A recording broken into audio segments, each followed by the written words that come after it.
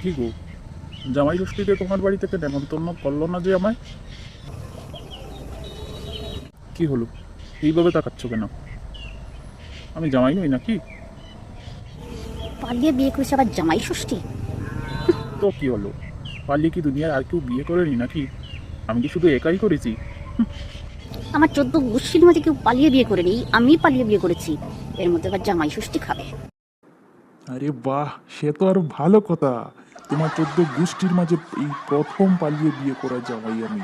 আমাকে তো আরো আগে নেমন্তন্ন করা উচিত ছিল।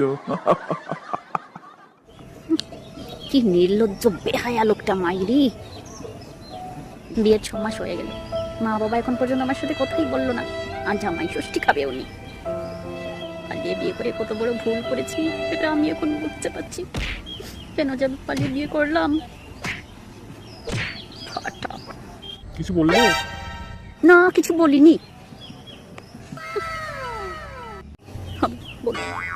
ওখানে আমি থাকবো না, আমি চলে যাবো। আমি থাকবো না তোমার সাথে। বললো দেখতে